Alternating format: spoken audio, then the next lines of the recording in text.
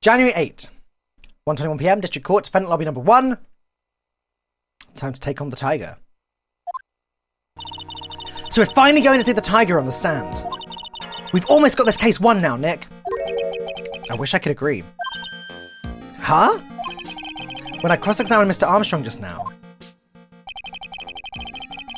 he said he was just doing what the tiger told him to do. But Goddo picked up on Goddo picked up on it, remember? He pointed out that without proof, we don't know if what he testified is the truth. You mean you think Mr. Armstrong was lying? I don't know. But if that's the line the prosecution takes, we could be in trouble. I get the feeling that we don't have the case-making evidence we're going to need. Hey, pal! Detective Gumshoe. What are you so jumpy about, Detective? Your hair's standing on end. Hey, that's the pot calling the kettle black, little Miss Top Knot. It's not a top knot. Never mind about the hair. Just calm down, all right? I can't stand still when I don't have a job to do. I kind of get wound up. Ah! No kidding. You gotta have something you need me to do, pal. Anything. Well, hey, I'm gonna take a job back down to the precinct. I could get some prints analysed for you if you've got an hour. An hour? The trial will have reconvened by then. But Nick, we still don't have a really decisive piece of evidence, right? True. Without some kind of trump card to pull out of the bag, we're really stuck. You said you could get some fingerprint analysis done in an hour. You bet! In that case, would you mind checking the prints on this for me? If you're going back to the station anyway, could you find out whose prints are on this? Oh, hey, that's the small bottle I gave back to you this morning, right? Yeah, I think it's time we solved the last mystery of who the prints on it belong to. Sure thing, pal. Actually, that's been gnawing at me too. Small bottle given to Detective Gumshoe. Okay, I'll get this off to the lab right away. Just make sure you don't lose the case before I get back. Do our best. This is pretty much the final showdown, I guess. It's time to separate the phonies from the real guys. Wow, what a line.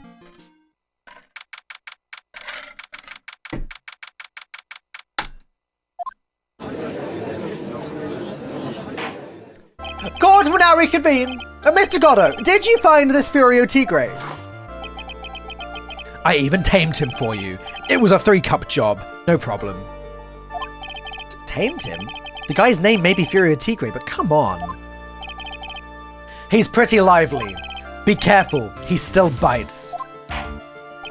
Very well. Please show Mr. Tigre to the stand.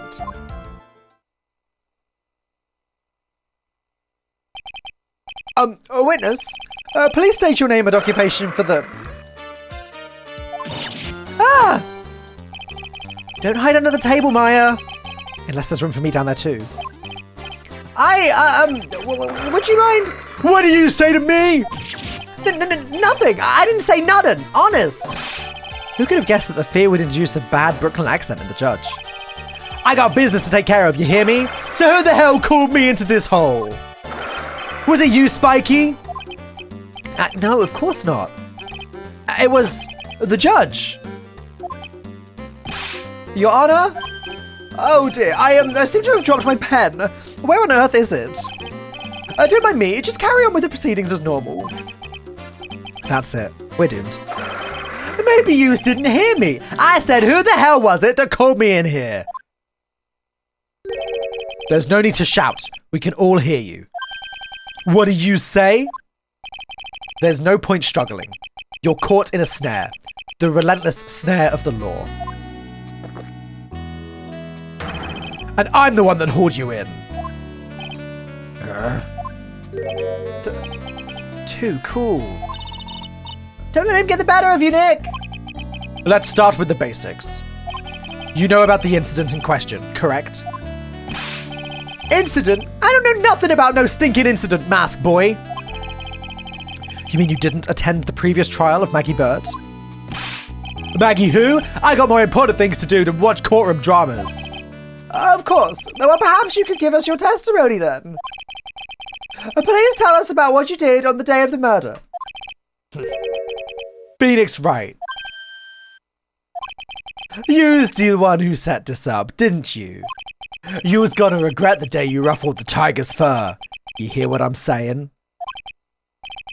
Maybe I should have brought a diaper with me today. Get a grip, Nick! The tiger's alibi. I don't know nothing about no murder. I was tied up with business in December last year. Spent all of my time at my office. I got whales lined up to borrow cash from tender lender every single day. You just want to check my alibi? Just ask Violetta. At last, I found my pen. Very well then, Mr. Wright, your cross-examination. Ah! Well, what is it? Please, witness, if you could refrain from shouting out like that. I know the kind of games that guy in the blue plays. That lowlife ain't no lawyer. He just punches away at stupid details till he wins. Lowlife? Me? Listen up, smarty. Every time you ask me something that doesn't relate to this case, I'm gonna bill you $50,000, and you's gonna borrow the cash from me. That's one loan contract I refuse to sign. I don't think it ain't gonna hurt when you tangle with the tiger.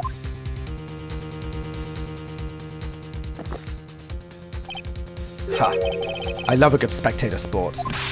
Just a minute. That's really not... This witness is... How can I put it? A hungry tiger, roaming the urban jungle. Get on his bad side, and he'll bite everyone's heads off. Yours too. Very well. I have no choice but to impose a penalty system here. You's better be listening. I said I got business to take care of. Big business. If I don't split now, I ain't gonna catch my bus. The court will impose a penalty for any irrelevant pressing of witness testimony. Keep that in mind as you begin your cross-examination, Mr. Wright. Yes, Your Honor. You can do it, Nick. Come out from under there already, would you? Maya? I hate this. I hate cross-examinations where you get punished for pressing the wrong thing.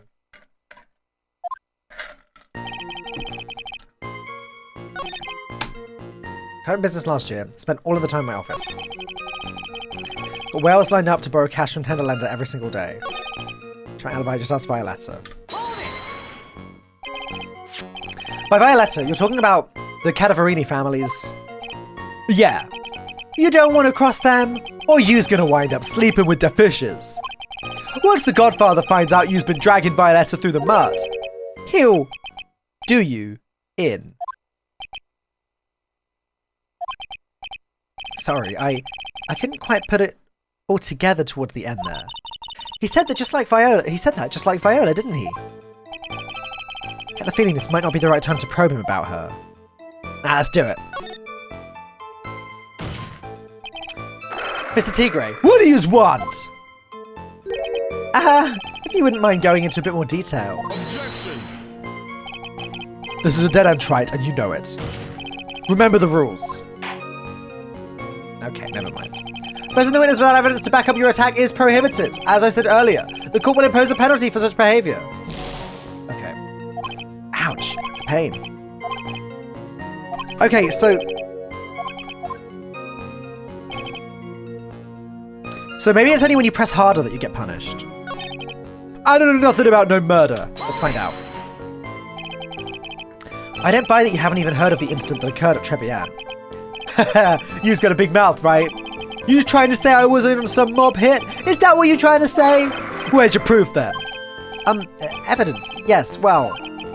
For an attorney to make an accusation in court, he must have evidence. That's from loan shark to lawyer, a beginner's guide, yeah? Ah, I see you're the studious type, Mr. Tigre. Very good. Ha! Why don't you ask him to represent you sometime, trite? What should I do? Yeah, press harder. Mr. Tigre, what do you want? If you wouldn't mind going into a bit more detail. Objection. Oh. Oh, it's the same again. Yikes. Okay.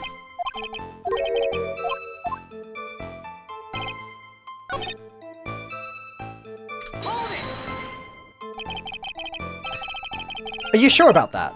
We're talking about 1 month ago, you know. You see these teeth? That's how sharp my secretary is. Sharp? Is he talking about Viola Cadaverini? She writes everything in my scheduler. December, mainly in the office. That's what it says, so that's where I was. Seems like a rather sketchy schedule. Grr. There he goes again. What the tiger did all December isn't the issue. What's the important is what he was doing on the day of the murder, so now what? I'm just gonna do it. I'm just gonna keep pressing. Mr. Tigre, what do you want? Uh-oh. Oh, for goodness sake, it was wrong again! Okay. No, it's essential that we establish the witness's alibi accurately. Oh, it's not wrong. I agree. The victim was killed on December 3rd. Were you in the office that day too? Maybe you ain't listening. Of course I was. I never set foot outside. I had meetings all day with a bunch of cats wanting to do business with me. I ain't never seen that young kid before. I do believe the witness's last statement was important. Mr. Gatto, if you could please... Mr. Tigre, the court asked you to add that last statement to your testimony. Don't let an animal beat you. Be a man, Your Honor, and ask him yourself.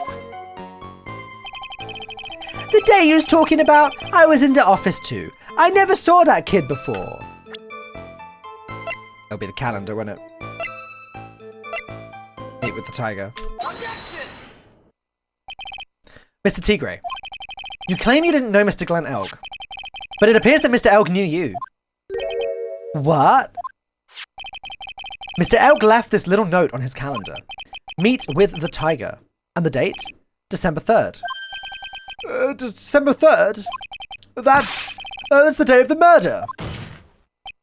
So, Mr. Tigre, I submit that you did indeed know one Mr. Glenn Elg.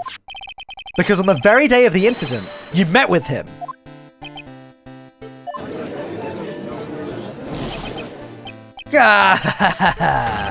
Not bad. He's actually not bad. Sorry? I was just messing with yous to see how good you were. Did you hear that, Nick? He said you're not bad. That's one compliment I can do without. Plus, he's lying through his teeth. Witness, please remember that you're under oath. Lies will not be tolerated. You's calling me a liar? Is that what you're doing? Whoa. So you're saying that your claim to have never seen the kid before is the truth? I said I'm dead serious. You'd better believe that's the truth. Ha! Then I'd say that gives me time to enjoy another cup of pure black magic. That is, while you testify for the court again, Mr. Tigre. Oh yes, would you mind indulging the court, witness? Never actually met the victim. That's got to be a lie right there. It's time I nailed this guy.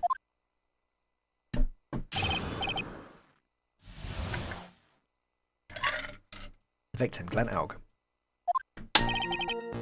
I ain't no liar. I never met Glenn Elg. There was some lame guy with that name, though, who wanted to borrow cash from me. I set up a meeting with the guy at my office, tender lender. I waited around for him, but he ain't ever showed. I ain't never been to that Tribulations joint, yous hear?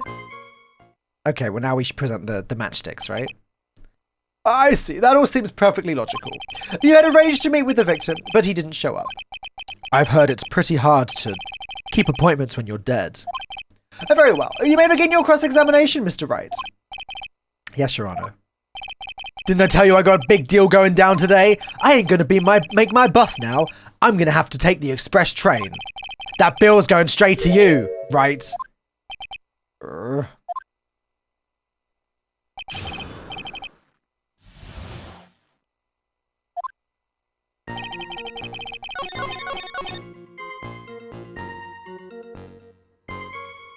Right.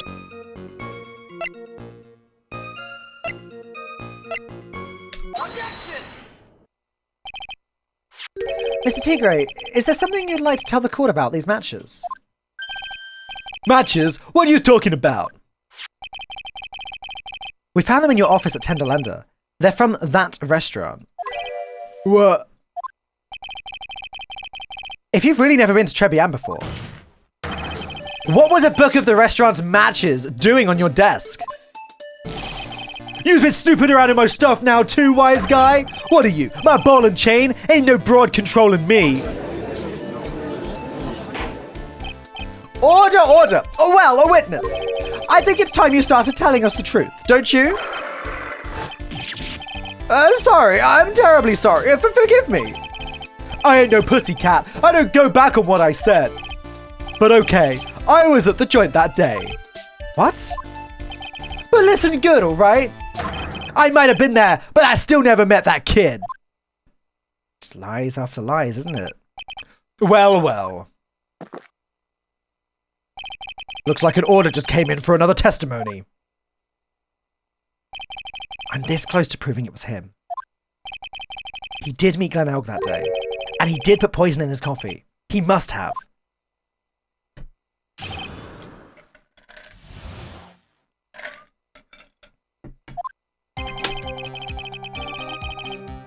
I was supposed to meet with that kid in the restaurant that afternoon. When I opened the door to the joint, I saw one ugly scene. The guy was laid out over the table, stiff as concrete. I figured if the place wasn't hot already, it was gonna be, so I split. I heard the cop sirens on my way out, and I went straight back to my office. I see. You didn't actually meet with him in the end, then? Oh, well, Mr. Wright, your cross-examination, please. Yes, Your Honor. Hold it! If I wait around here any longer, I ain't even gonna make the normal express! No more stupid questions. Ha. No problem. Anytime Tripe presses you on something irrelevant, I'll see he pays a penalty. Zach Mackey, thank you so much for the 5 months. Thank you for your Prime. Appreciate it. Thank you, thank you, thank you. Really kind of you. Mr. Gatto, that's my job. Your job is to slam that little hammer of yours and call a guilty verdict. So do it! Yes, sir. The Special Express ain't cheap, right? Just so yous know, since yous paying. Oh, man. Doesn't the rule of law mean anything around here? At Tribian. I didn't see it and spot anything obvious here. Supposed to meet with the kid in the restaurant that afternoon. I mean, we know that's true. I'm not pressing that. When I opened the door to the joint, I saw one ugly scene. The guy was laid over the table, stiff as concrete. Would he have seen that?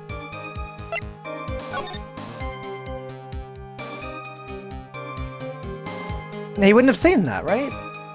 Because the door to the restaurant's there, you'd have had to, like, properly walk in. Maybe that's...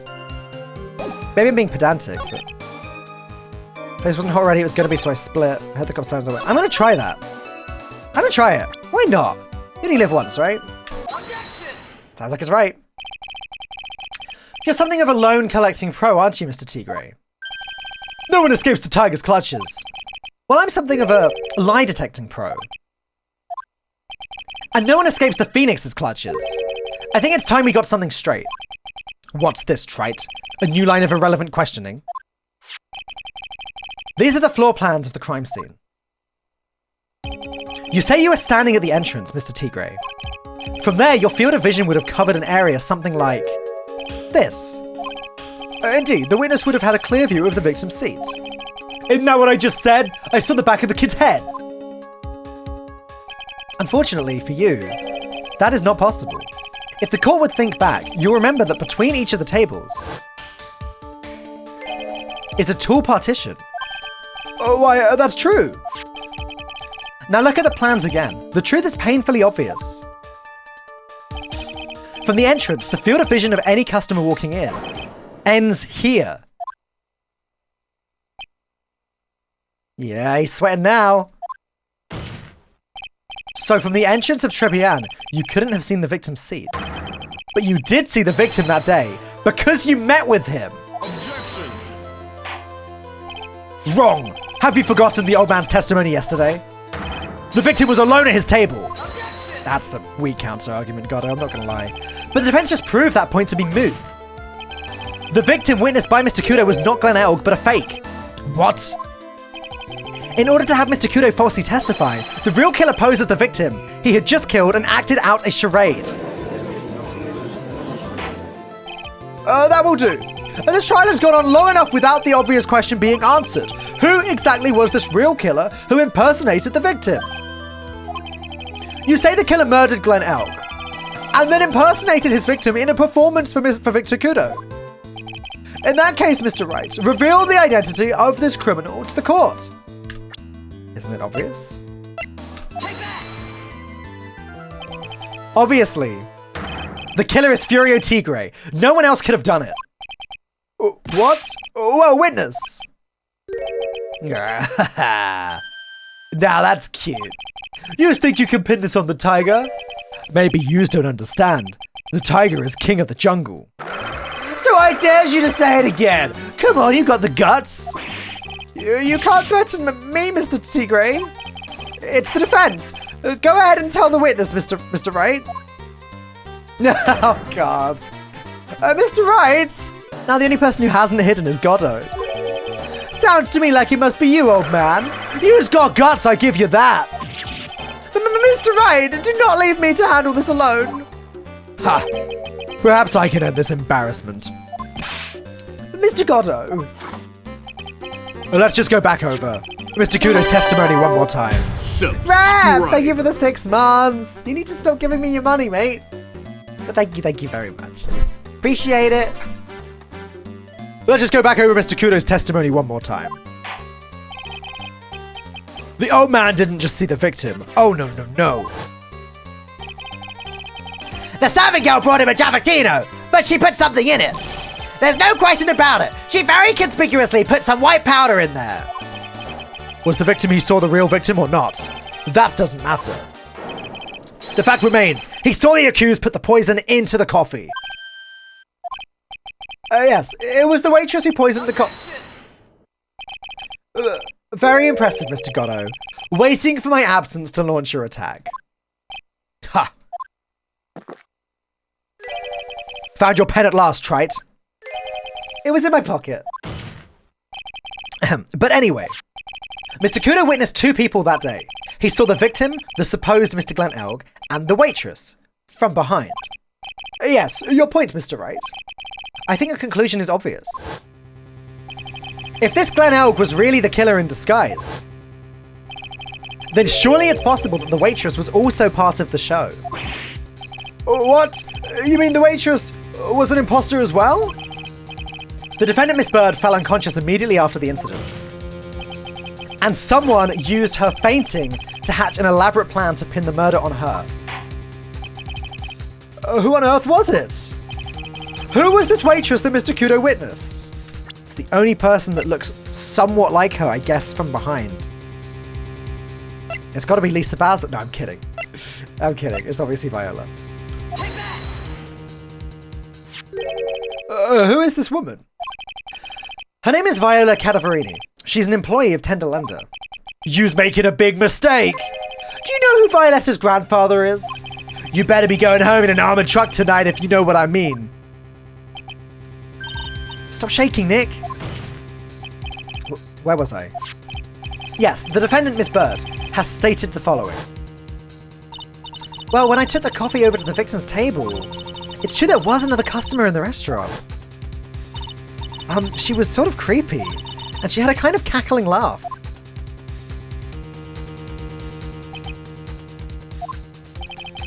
There were just too many contradictions in this case. The second man at the victim's table who nobody but Miss Bird seems to have seen. The earpiece worn by the victim in his left ear when that eardrum was ruptured. And the radio show he was supposedly listening to half an hour after it was over. There is only one logical explanation that clears up all of these contradictions. The whole incident took place twice, once for real and once for show. And Mr. Furio Tigre, the only person who could have committed the crime, is you.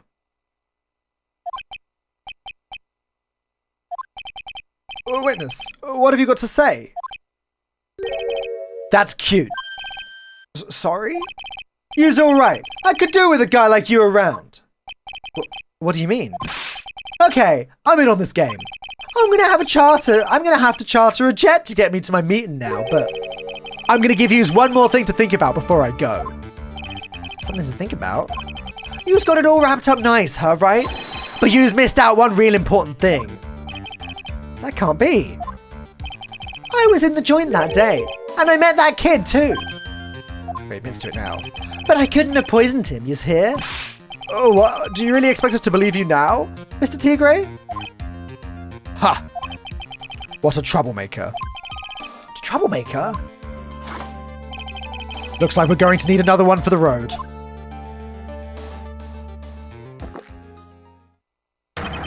One more steaming cup of hot testimony. Indeed. A witness, you will explain yourself to the court. I will give you one more chance to testify. What happened that day at Tribulations between yourself and the victim? Ties to the victim. Yeah, I loaned out cash. About $100,000. That day he was due. That day we was due to having a little chat. The kid had hit his pay date. I can't speak. The kid had hit his payback date. See. So anyway, he tells me he's got no way to pay up. I'm about to flatten the guy when he starts screaming. Yes, I won $500,000. He got he got lucky, you know, real lucky. If that waitress hadn't done what she done, everything would have been over. Now, I see that the principal amount you loaned Mr. L was $50,000. Yeah, well, as you've got the VIG to take into account, interest builds up fast, you know. That's faster than fast. $100,000 is twice his principal. And the repayment deadline was December 3rd, the day of the incident in question. Yeah, he was one lucky kid. He got that $500,000 just in time. So I ain't have a reason to kill the kid. And if I ain't got no motive, you ain't got no case. His motive? He has to have one, but what is it? His motive. Ties to the victim. Okay. Little chat. Payback date. Got no way to pay up. Had to flatten the guy when he starts screaming. $1 million, got lucky. Waitress hadn't done what she'd done, everything would have been over.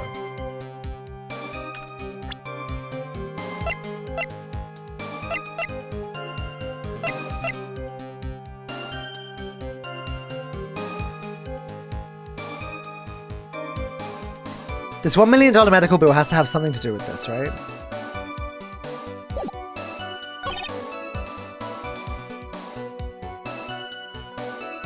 $500,000.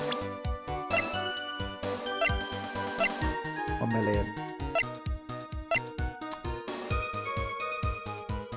Worth millions of dollars. MC Bomber.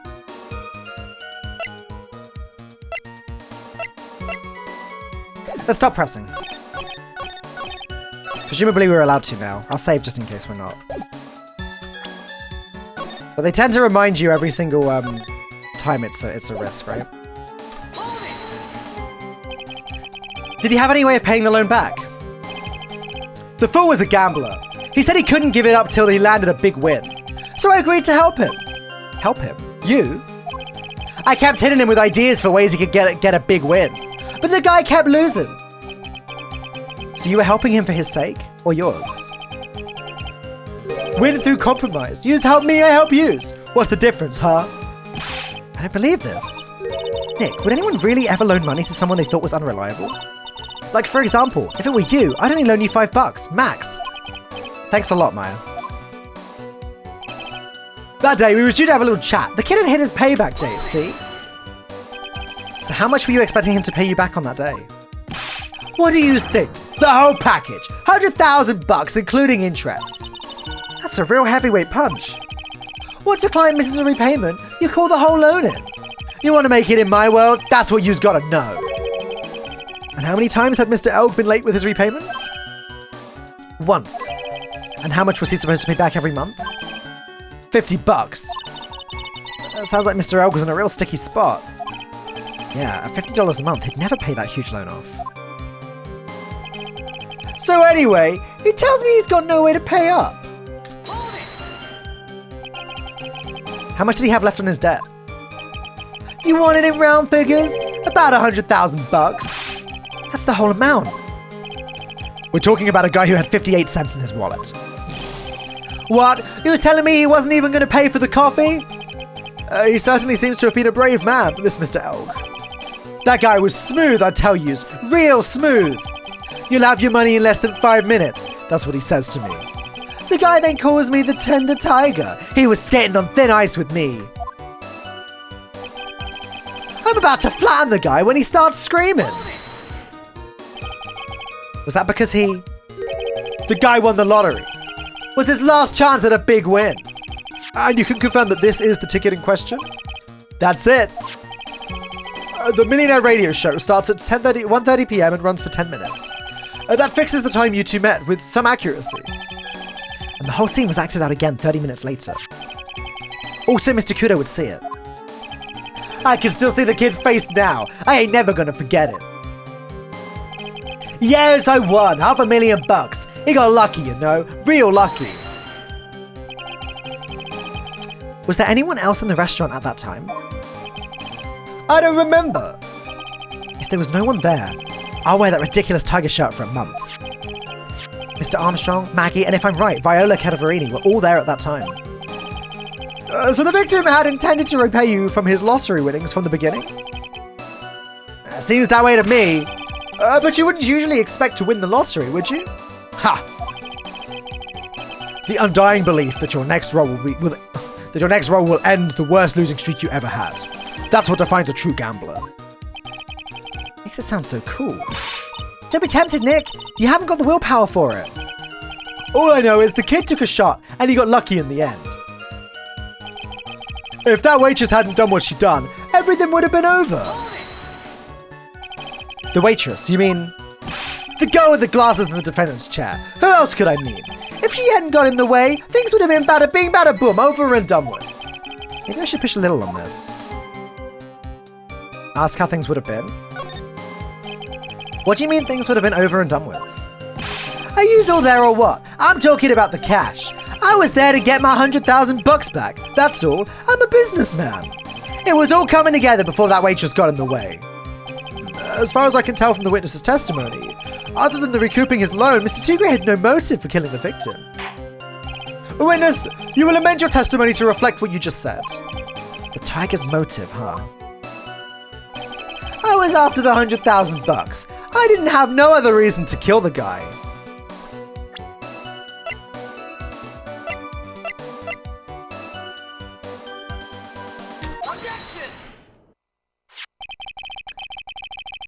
So you just intended to get back the $100,000 Mr. Elg owed you, correct? I loaned the guy the cash, so that's my right. Unfortunately for Mr. Elg, I don't believe the $100,000 is what you were really after. Objection! What are you getting at, Trite? What else would a moneylender be after other than money? Oh, the moneylender was after money, but money in a totally different league. The kind of money that a single disc like this would fetch. Oh, what is that? Oh god, having to explain a computer virus to the judge sounds like I don't know. A computer virus, Your Honor. A virus called MC Bomber. A computer virus? Oh, what does one of those do? A computer virus is a program that wreaks havoc on the insides of a computer. A computer? Oh, what does one of those do? I guess the beard isn't the only part of His Honor that is from the Stone Age. I'll explain it to you later, Your Honor. Right now, this is the important point. A virus like MC Bomber would be worth several $1 million on the black market. Several $1 million? Lending money with no hope of ever seeing repayment would normally be bad for business. But in this case, the very fact that Glenn Elg had no way to repay the money is crucial. What? Glenn Elg was a programmer, a highly skilled programmer. That skill was the collateral Mr. Elg put up in order to borrow the money. Objection! You're trying to suggest the witness's motive was to get hold of that program? Exactly. The witness may have poor fashion sense, but he is by no means an idiot. Trite. A man like him could get his hands on $1 million without resorting to murder. Of course he could, provided that he had time. But what if he had needed the money right then? When the pressure's on, the luxury of choice tends to disappear. It seems you have a logical conclusion for this theory, Mr. Wright. Would you care to share it with us? Why did Mr. Tigre need money to the tune of $1 million? This is when the medical bill comes into it. In December of last year, you found yourself in need of a huge amount of money. About 6 months ago, you were involved in a traffic accident, weren't you? An accident involving a car and a scooter in which a young woman was injured. She was taken to the hospital where she underwent surgery. How much of this do you know? These medical papers document the treatment of the young woman in question. According to these, her operation cost $1 million. And yet when the payment was due last month, you somehow managed to pay it in full. $1 million? A preposterous sum. Someone should sue these HMOs. Ha. No one would pay a bill like that. If the medical association got wind of it, the hospital would end up as dead as a morgue. But Mr. Tigre had no choice but to pay. Because his very life depended on it.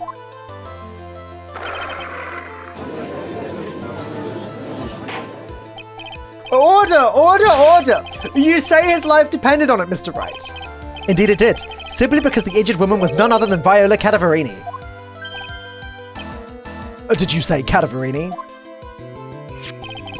Bruto Cadavarini, mob boss in charge of all the underworld activities in the city, and doting grandfather to his precious Violetta, also known as Viola Cadavarini. Your life was in danger unless you paid compensation to the boss, correct? It makes sense. You were desperate to acquire $1 million Bruto Cadavarini demanded of you. So desperate, in fact, that you decided to sacrifice Glen Elg's life to pay your debt.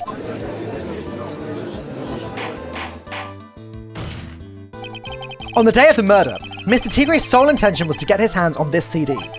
Glen Elg had no way of paying back the $100,000, and Mr. Tigre knew it. But then a miracle happened. The kind that Mr. Tigre would prefer to say never happened, but he can't, and neither can I. The lottery win. Exactly. At the 11th hour, Mr. Elg won $500,000 on the lottery, which left Mr. Tigre with no way of getting his hands on the all-important CD. At least no legitimate way.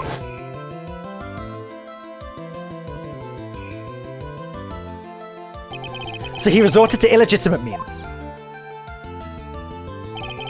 That's crazy. He murdered Glen Elg and then made his next move, to frame Maggie Bird for the crime. Mr. Tigre posed as Glen Elg, while Viola Cadavarini played the role of Miss Bird. And then they reenacted the whole thing in order to establish a witness. The witness being the one we heard testify yesterday, Mr. Victor Kudo. Objection. Like I said, Trites, that's crazy. No one could pull off a stunt like that. For starters, there's no way the chef could have been kept in the dark about it. But Mr. Armstrong was in on it from the very beginning. Have you forgotten already, Mr. Goddo? Mr. Armstrong owed the witness money too. $500,000, in fact. He had no choice but to go along with Mr. Tigre's plan.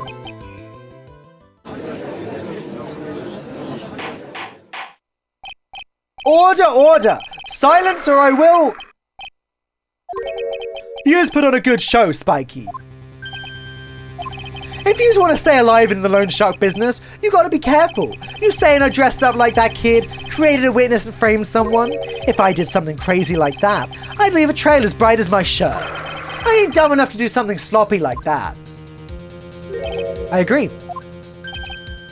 You do? Despite your appearance, you are very careful. That's why you took one more precaution. One more trick to make sure Miss Bird had no way out. What? Another one, Mr. Wright? Interesting. Why don't you fill us all in, Trite? Oh my gosh. Oh no! Oh no! This snuck up on us! Get us wrong and we lose! What was this trick you say Mr. Tigre performs to frame the accused?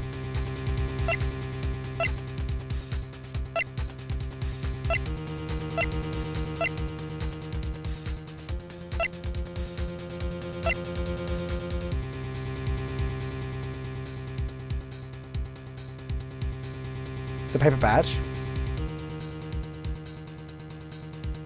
It's gotta be the paper badge, right?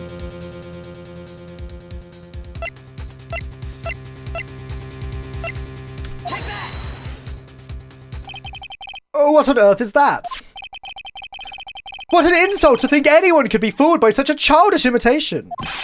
Consider yourself insulted, Your Honor.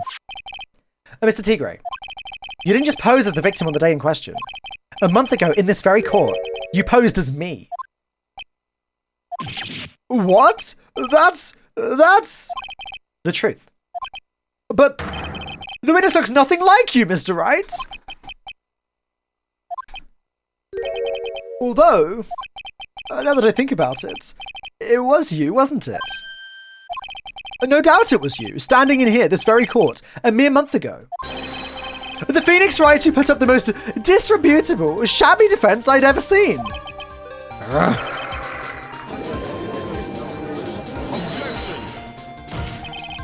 Can you prove that, Gramps?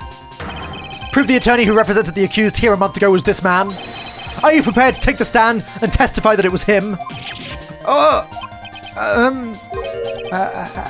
Hey. Forget about it, yeah? I wouldn't do something like that, not me. You made a mistake, right? It was someone else, huh? Have you no pride, sir?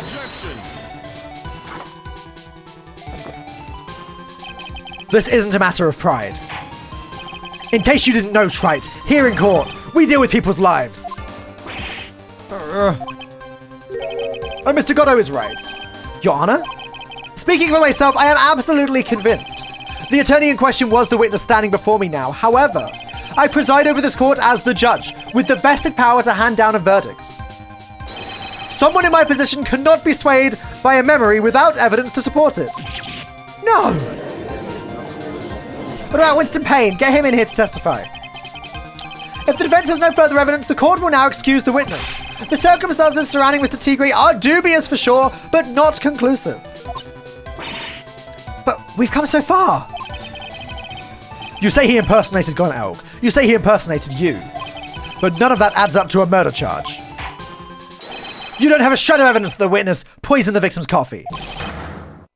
Gumshoe, now would be a really good time for you to appear with the medics and with the fingerprints, with his fingerprints. It'd be a really good time to come do that. Sucks to be you, right? Don't mess with the tiger, or you's gonna get mauled. You's got that? All we managed to do here was chase him around a bit. But I was so close to getting him to admit his own guilt. Ha! Looks like I won't be needing a refill. If I just had one more piece of evidence. One more piece of evidence, and maybe I could get Maggie off the hook. But this witness's cross-examination is over. You are free to go, Mr. Tigre. There he is. It's gotta be right. Your Honor, sir? Wait! Ah, heck yeah! Let's go, Gumshoe!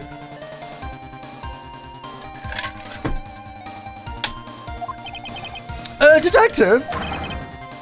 Detective Gumshoe! Sorry it took so long, pal. I staked everything on this. My badge, the works. So here it is. My heart's counting on this too. What is it, Detective? Isn't it obvious, pal? It's the final decisive piece of evidence.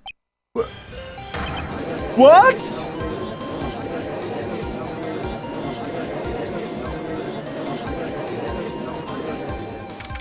January 8th, 2:48 p.m. District Court, Defendant Lobby, number 1.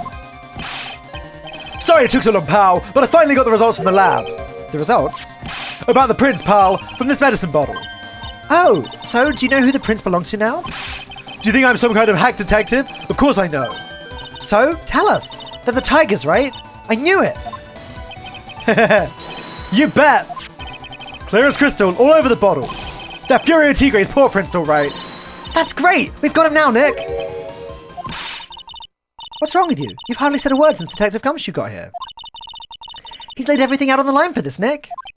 I know. Look, I'm sorry. This is kind of hard to say, but it really doesn't make any difference whose prints are on that bottle now. Huh? What? Why not?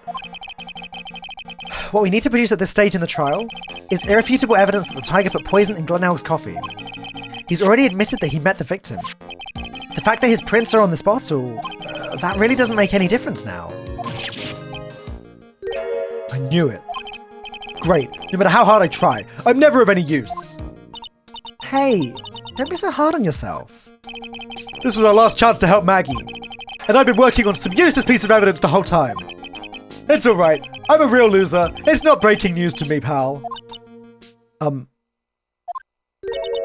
Detective Gumshoe? Maggie! You've been working on something. For me? Sorry I let you down, Maggie. I knew you didn't do it. And I'm a detective. We're supposed to be able to prove stuff like that. I'm really sorry. I'll get out of your hair now. Detective Gumshoe, wait! He's gone. Isn't there anything we can do now, Nick? I wish there was. Gumshoe worked so hard to get that evidence. If only there was some way I could use it. Victim's ear medicine, covered in Fury Tigre's fingerprints.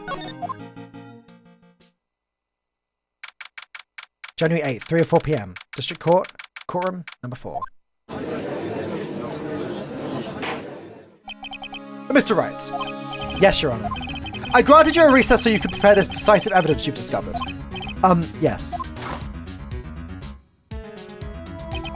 Don't keep us all in suspense. Trite. Show us. Naturally. We can assume it's evidence that will actually stand up in court, can't we? Think, Phoenix. Don't let Gumshoe's hard work go to waste. How much more of my time are you gonna waste? I ain't been to no court before. But you's lawyers sure know how to blow things out of proportion.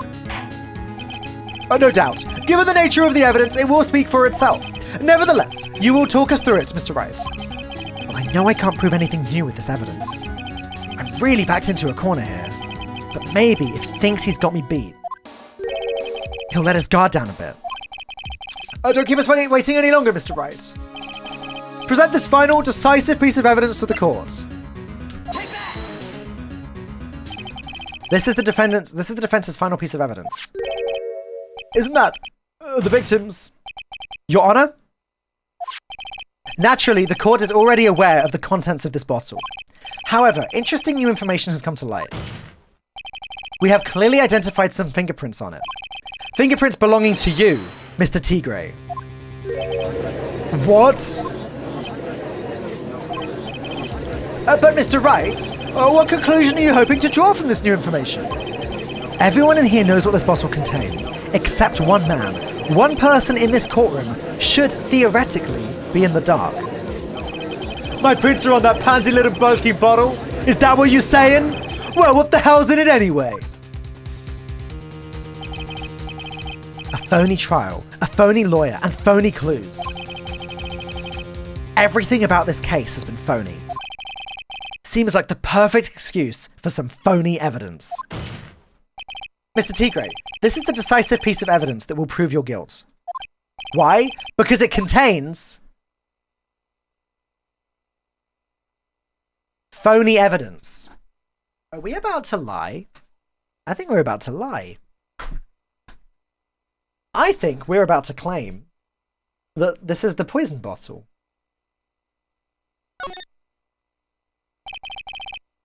This bottle contains potassium cyanide. Potassium cyanide? The poison used to murder Mr. Elg, Your Honor. The victim's killer used this very bottle. And on this bottle, Mr. Tigre, we found your fingerprints. Well, how do you explain that? You'd make a good clown, you know that? What? Yous ain't never gonna get this to stick. Yous just making me laugh now. You think a cheap bluff like that's gonna fool the tiger? A bluff? I can see straight through you, Phoenix Wright. That ain't the bottle with the cyanide in it. No, this is the bottle we found traces of the poison in. Don't mess with the tiger, or you're gonna get ripped to shreds. The cyanide bottle was brown, and it was made of glass. That cheap piece of trash don't look nothing like it. How do you know what the poison bottle was made of?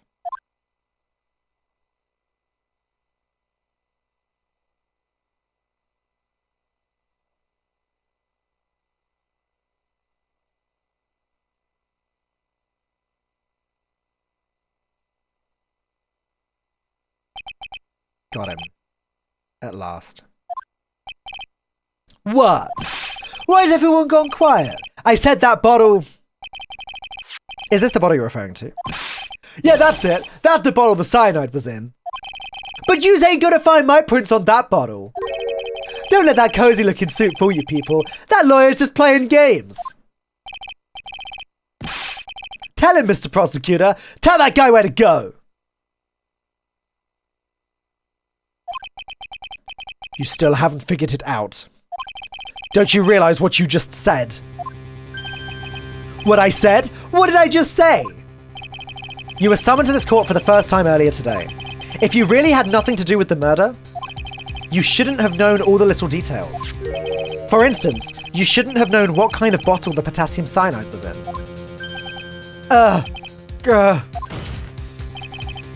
But just now, you slipped up in front of every single person in this courtroom. You described the exact bottle used by the killer to hold the poison. You just don't know who you's messing with. I'm the Tiger. I control millions of dollars on the black market. You think I'm just gonna let some jumped up suit get the better of me? Sure, the last piece of evidence was phony. But that's just what you deserve. The phony trial with a phony lawyer.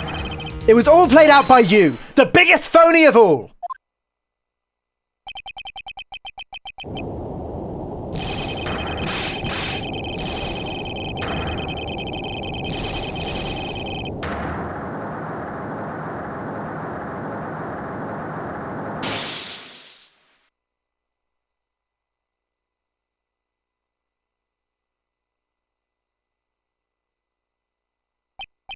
What's going on?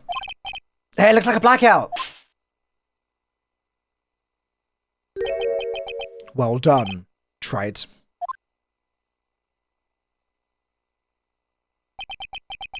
I saved my 17th cup of coffee just for you.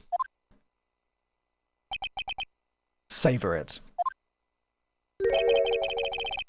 While you watch the police restrain your prey.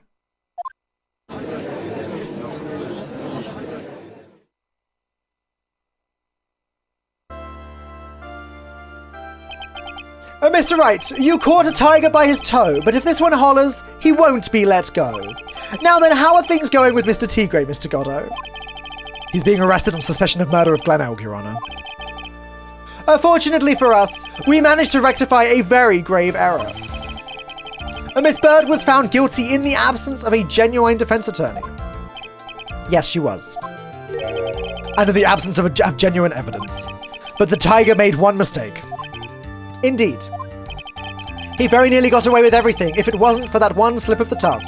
Fury Tigre is a truly frightening criminal. Ha! The truly frightening one is that defense attorney over there. Goddo.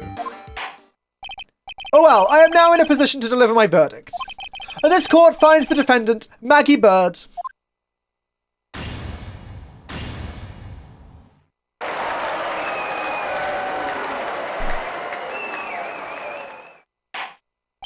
That is all. This court is adjourned.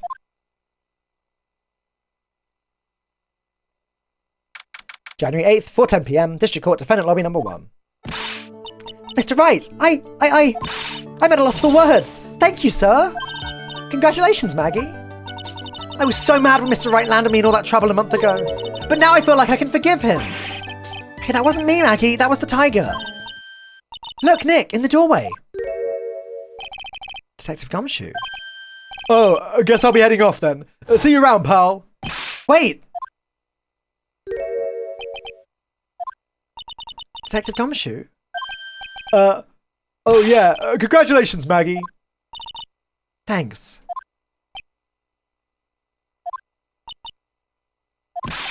I knew you were innocent all along. Why didn't you say that in your testimony then? Huh? Oh, well, I was... Well, guess I'll be heading off then. See you round. Wait up, detective. Just ran off. Maggie, why are you being so hard on him? He busted his butt for you. It's thanks to him that we got the medication bottle. That wasn't even of any use. But it's only because Mr. Wright used it so cleverly. Detective Gumshoe was just running around in circles. Poor guy. Looks like she still isn't ready to forgive him. Can't you put in a good word for him, Nick? Yeah, Maya's right. I should help Gumshoe out. It's clear he needs it.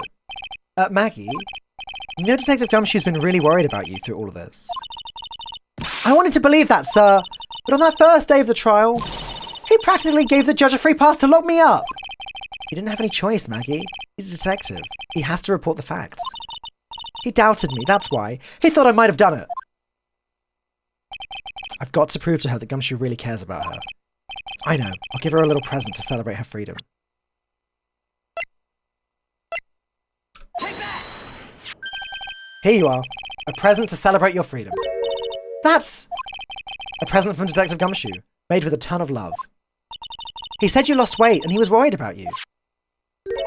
Detective Gumshoe. I actually really like weenies, you know. Did you guys hear that? I'm pretty hungry myself, you know. Yeah, the trial dragged on a bit today, didn't it? Is it okay if I eat this now?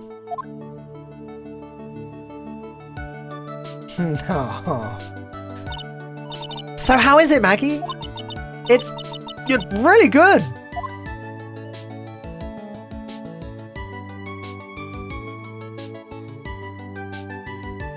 So the case of phony versus genuine comes to an end. The false allegations surrounding Maggie have all been cleared. And who knows? Maybe a whole new chapter of her life is about to start.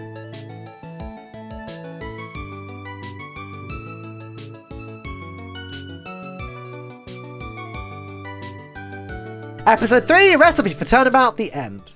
Well, there you go, guys. I hope you all enjoyed watching this.